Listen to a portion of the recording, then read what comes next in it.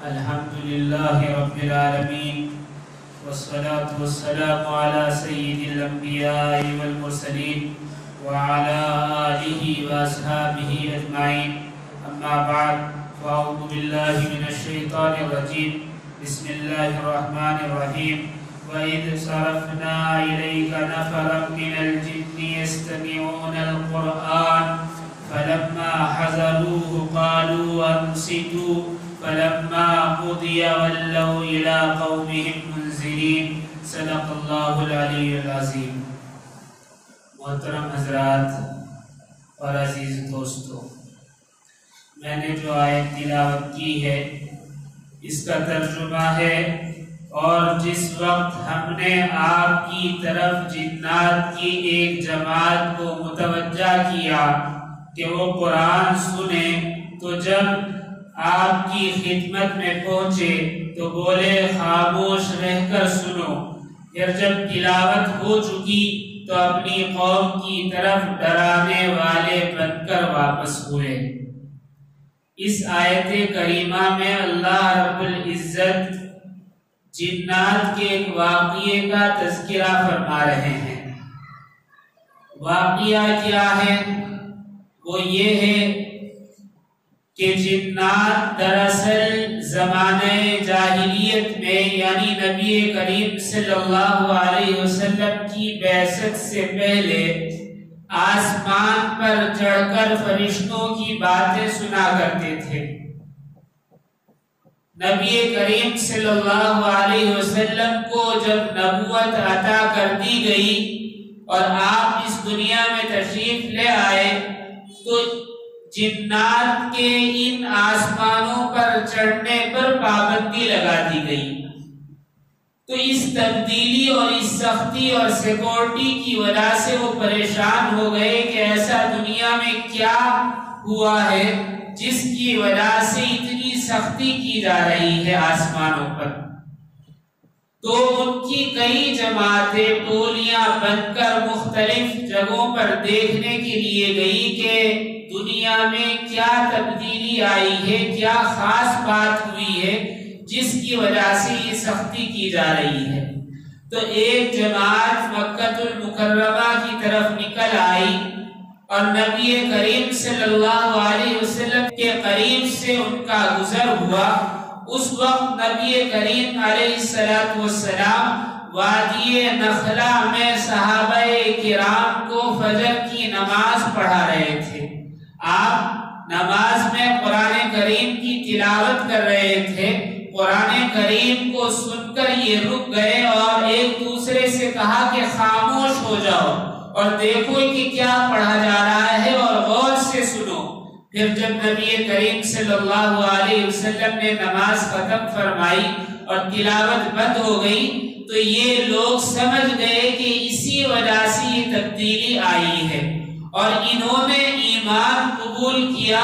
نبی کریم صلی اللہ علیہ وسلم کو آخری نبی تسلیم کیا اور اپنی قوم یعنی جنات میں گئے اور انہیں بھی تبلیغ کی. اور پھر بعد میں بعض روایتوں میں آتا ہے کہ بہت سارے جنات حاضر ہوئے.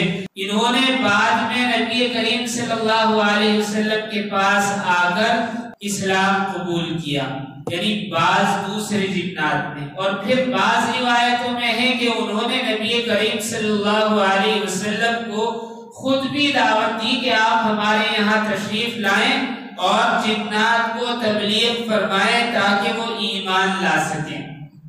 اب سوال یہ پیدا ہوتا ہے کہ ہم یہ سمجھتے ہیں کہ جنات تو ابلیس ہے یعنی شیطان ہے، پھر ایمان کی بات کیسے ہو سکتی ہے؟ اصل میں ہم غلط سمجھتے ہیں، اس لیے کہ جنات میں بھی انسانوں کی طرح دو گروہ ہیں.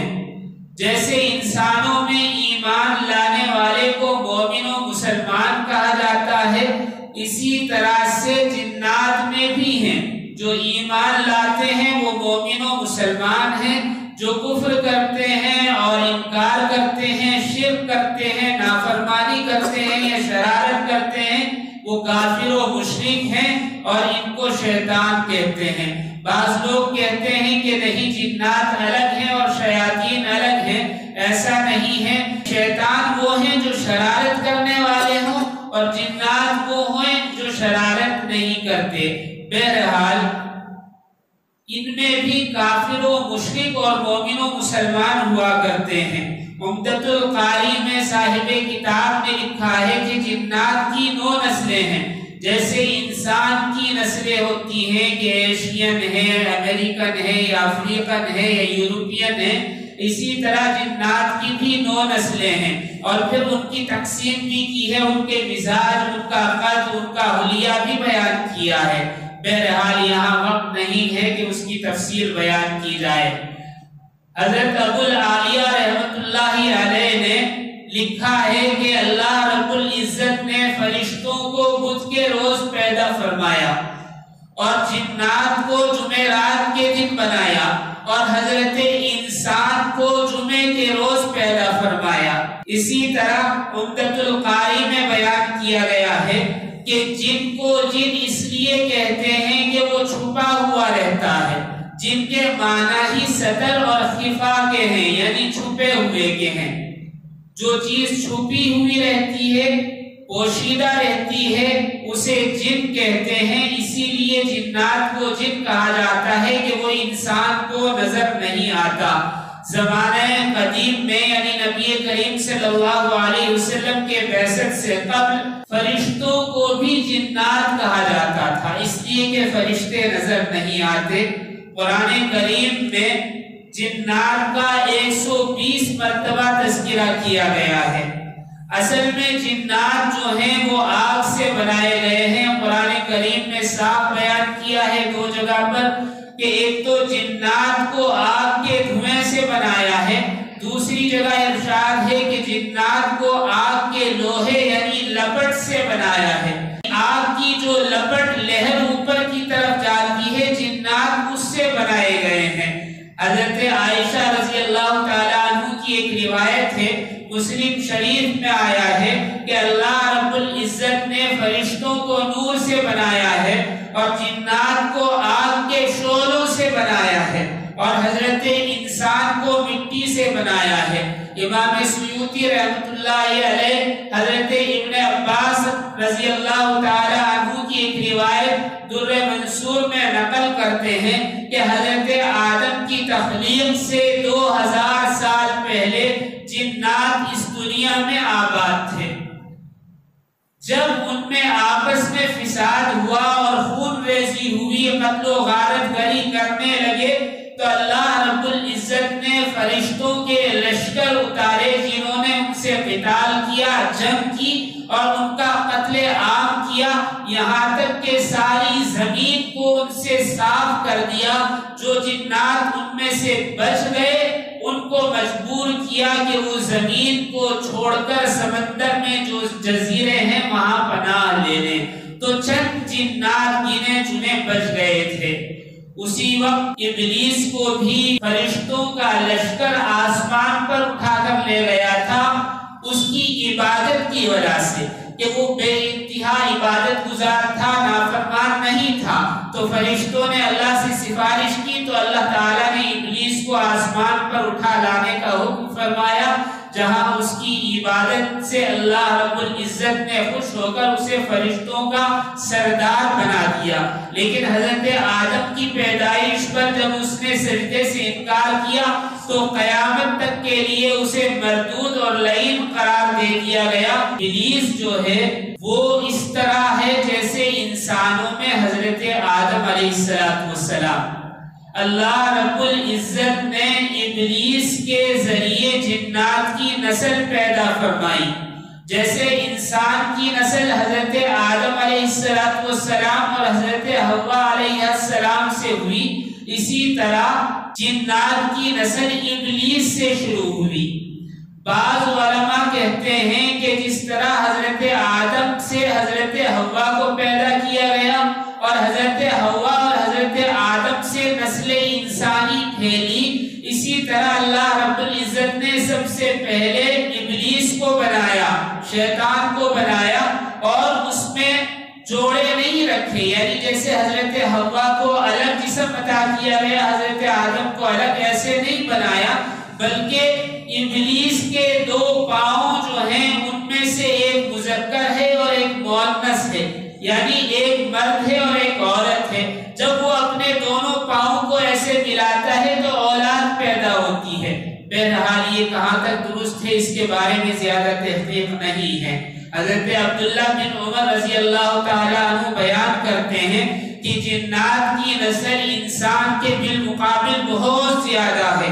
چوتھی زمین کے اوپر اور تیسری زمین کے نیچے جنات اتنی بڑی تعداد میں ہیں کہ اگر وہ روئے زمین پر اوپر آ جائیں تو پھر سورج کی روشنی تمہیں دکھائی نہ دے، اس قدر اللہ رب العزت نے جنات کو بنایا ہے۔ ایک اور صحابی ہیں عمر بکالی رضی اللہ تعالیٰ عنہ، وہ روایت کرتے ہیں جسے جامع البیان میں لکھا گیا ہے کہ جب انسان کے یہاں ایک بچہ پیدا ہوتا ہے تو جنات کے یہاں 9 بچے پیدا ہوتے ہیں، یعنی اللہ رب العزت نے انسان کے بالمقابل 9 گنا زیادہ جنات کی نسل کو بنایا ہے۔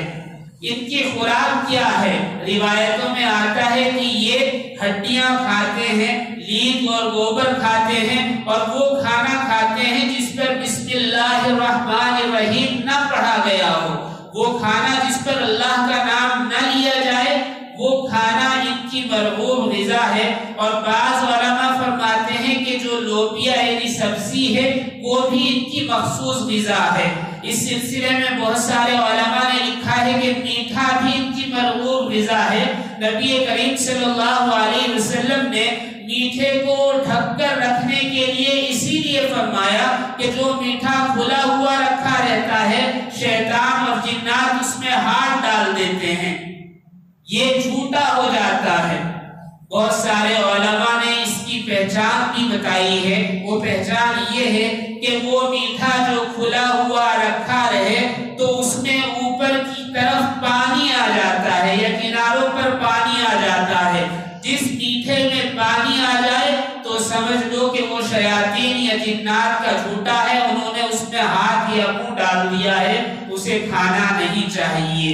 بہرحال اللہ رب العزت نے شیاطین کو اور جنات کو یہ ادراک بخشا ہے، یہ قوت عطا فرمائی ہے کہ وہ کوئی بھی صورت کوئی بھی شکل اختیار کر سکتے ہیں، انسان کی شکل و شباہت میں آ سکتے ہیں، کسی جانور کا روپ دھار سکتے ہیں، سانپ بچھو اور دوسرے مزید جانور کی شکل میں آ سکتے ہیں۔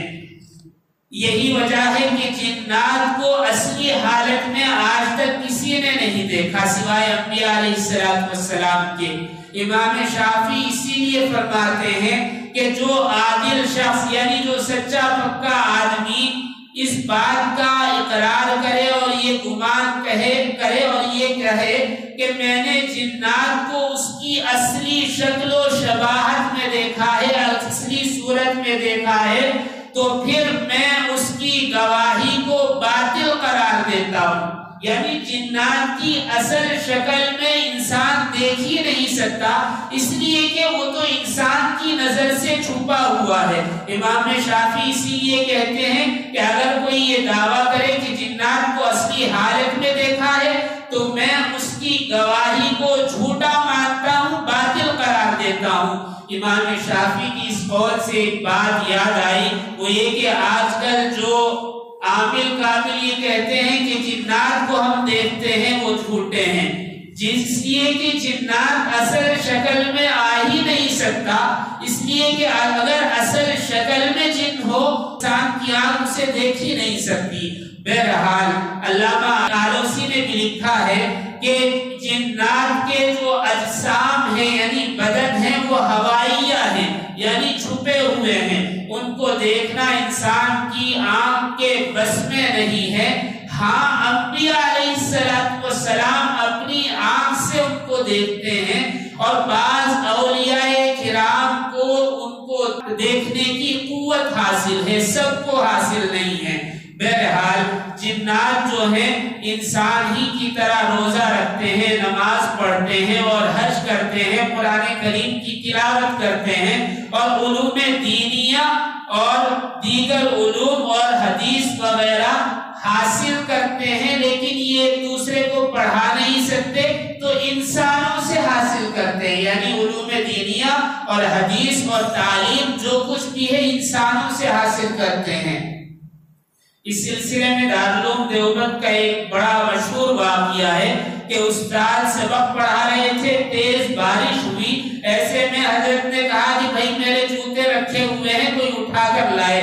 چونکہ طلبہ میں خدمت کا جذبہ ہوتا ہے، طلبہ ایک دوسرے پر سبقت لے جانے کے لیے بھاگے، تو ایک طالب علم نے ایسے ہاتھ لمبا کیا تو پتا چلا کہ 20-25 فٹ لمبا دور ہاتھ چلا گیا، اس نے جوتے اٹھا کر رکھ دیے، تو طلبہ گھبرا گئے، تو معلوم ہوا کہ یہ جن تھا، یعنی طالب علم پڑھنے کے لیے آیا ہوا تھا۔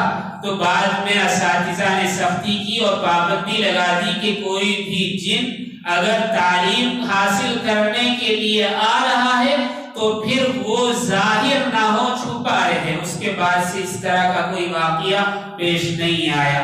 بہرحال جنات کی عمر انسان کے بالمقابل بہت لمبی ہوتی ہے، کچھ کہتے ہیں کہ 1000 سال ہوتی ہے، کچھ کہتے ہیں کہ 500 سال ہوتی ہے، لیکن عام طور پر انسان کے بالمقابل جنات کی عمر زیادہ ہے، اور ان میں صحابہ کرام بھی ہیں۔ ایک کتاب ہے الاصابہ فی تمیز الصحابیہ، اس میں لکھا ہوا ہے کہ ایک جن صحابی جن کا نام حضرت عثمان بن صالح ہے، جب انہوں نے اسلام قبول کیا ہجرت کے وقت، اور پھر یہ آپ صلی اللہ علیہ وسلم کے پاس سے چلے گئے، لیکن جب ان کا وصال ہوا تو 219 ہجری میں ہوا، یعنی نبی کریم صلی اللہ علیہ وسلم کے ہجرت فرمانے کے 219 سال بعد ان کا انتقال ہوا۔ دو مخلوقات ایسی ہیں جن کو اللہ رب العزت نے اس لیے پیدا کیا کہ وہ اللہ کی عبادت کریں۔ قرآن کریم نے صاف بیان فرمایا وَمَا خَلَقْتُ الْجِنَّ وَالْإِنسَ إِلَّا لِيَعْبُدُونَ، کہ ہم نے جنات کو اور انسان کو صرف اپنی عبادت کے لیے پیدا کیا ہے۔ اس سلسلے میں مفتی احمد یار خان نعیمی نے بہت کچھ لکھا ہے کہ انسان اور جنات ہی عبادت اختیاری کے مکلف ہیں۔ علماء کرام نے لکھا ہے کہ انسان عبادت کرتا ہے تو اللہ رب العزت اسے جزا عطا فرماتے ہیں کہ اس کا داخلہ جنت میں ہو جائے گا اور جہنم سے اس کا چھٹکارا ہو جائے گا۔ اسی طرح لکھا گیا ہے کہ عبادت اختیاری جس پر جزا و سزا مرتب ہوتی ہے جنات کے لیے، وہ یہ ہے کہ جنات کی سزا دوزخ ہے اور جنات کی جزا یعنی اچھا بدلہ دوزخ سے چھٹکارا ہے، جنت نہیں ہے۔ اس لیے کہ روایات میں نہیں ملتا یا حدیث میں زیادہ ثبوت نہیں ملتا کہ جنات بھی جنت میں جائیں گے یا نہیں۔ بہرحال یہ ایک الگ چیز ہے۔ یہاں جو اللہ رب العزت نے جنات کو پیدا کیا ہے وہ بھی اسی لیے ہے تاکہ انسان کی طرح وہ بھی اللہ کا فرمانبردار ہو، انبیاء علیہ السلام کے ہاتھوں پر ایمان لائے اور اللہ کی بھیجی ہوئی شریعت اور دین پر چلے۔ بہرحال بات یہ نخلا میں نبی کریم صلی اللہ علیہ وسلم نے امامت کی فجر کی اور جنات کی ایک جماعت وہاں آئی اور ایمان لائی اور وہاں سے اپنی قوم کو ڈرانے والا بن کر واپس گئی۔ اس جگہ بعد میں ایک مسجد تعمیر کی گئی جو آج بھی واقع ہے، جسے مسجد جن کہا جاتا ہے۔ اس کے بعد اس واقعے کے بعد بہت سارے جنات نے آپ سے آ کر اپنے یہاں تبلیغ فرمانے کی دعوت دی۔ پھر نبی کریم صلی اللہ علیہ وسلم وہاں تشریف بھی لے گئے۔ حضرت ابو ہریرہ فرماتے ہیں کہ ایک مرتبہ رات کو نبی کریم صلی اللہ علیہ وسلم کے ساتھ میں ہوا تو آپ مکہ سے باہر نکل گئے اور ایک میدان میں پہنچ کر آپ نے مجھے ایک پتھر پر بٹھا دیا اور فرمایا کہ میں ایک لائن کھینچ رہا ہوں، لکیر کھینچ رہا ہوں، اس سے باہر نہ نکلنا۔ نبی کریم صلی اللہ علیہ وسلم نے ان کے چاروں طرف ایک دائرہ بنایا اور کہا کہ اس سے باہر مت جانا ورنہ نقصان ہوگا۔ پھر نبی کریم صلی اللہ علیہ وسلم تھوڑے سے دور پہنچ گئے تو وہاں ایک عجیب و غریب مخلوق آئی ان کے بدن پر ہڈیاں تھی، کچھ اور نظر نہیں آ رہا تھا۔ لمبے لمبے قد اور لمبے لمبے ہاتھ پاؤں کی مخلوق تھی، کچھ کے پر تھے اور کچھ کے نہیں۔ انہوں نے نبی کریم صلی اللہ علیہ وسلم کو چاروں طرف سے چھپا لیا، یہاں تک کہ ان کی تعداد بڑھتی رہی، اتنی بڑھی کہ چاروں طرف سے انہوں نے آپ کو گھیر لیا اور اوپر سے وہ گرتے رہے۔ مجھے یہ ڈر ہوا کہ نبی کریم صلی اللہ علیہ وسلم ان کے نیچے دب گئے ہیں، لیکن آپ کا حکم تھا کہ میں باہر نہ نکلوں۔ تو صبح فجر کے وقت آپ واپس آئے تو میں نے پوچھا یہ کیا تھا؟ تو آپ نے فرمایا کہ جنات نے مجھے دعوت دی تھی اسلام پھیلانے کے لیے، تو میں انہیں تبلیغ کے لیے گیا تھا۔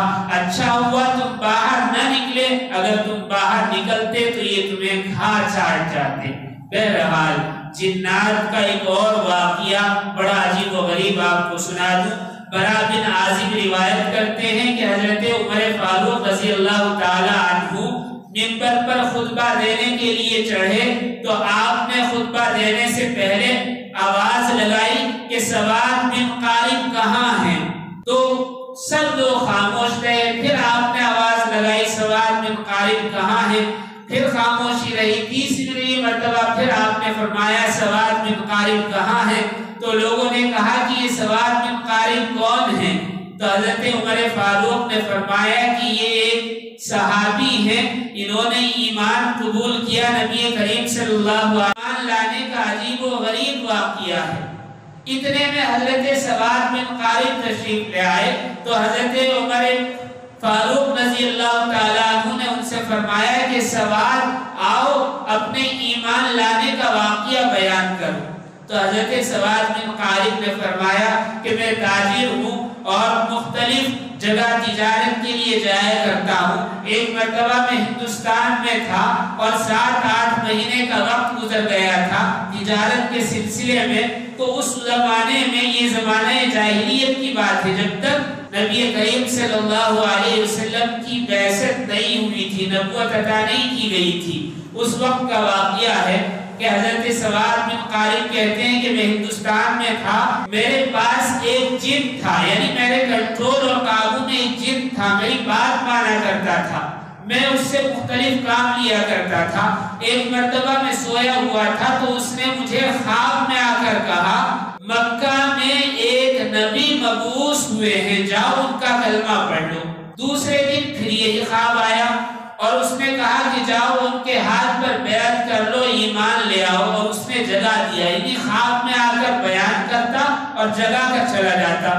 تیسرے دن پھر یہی ہوا کہ اس نے خواب میں آ کر کہا کہ جا کر ان کے ہاتھ پر کلمہ پڑھ لو، اور پھر جگہ کر چلا گیا۔ تو میں پریشان ہوا، میں نے سوچا کہ چلو چل کر دیکھتے ہیں کہ کیا واقعہ پیش آیا ہے۔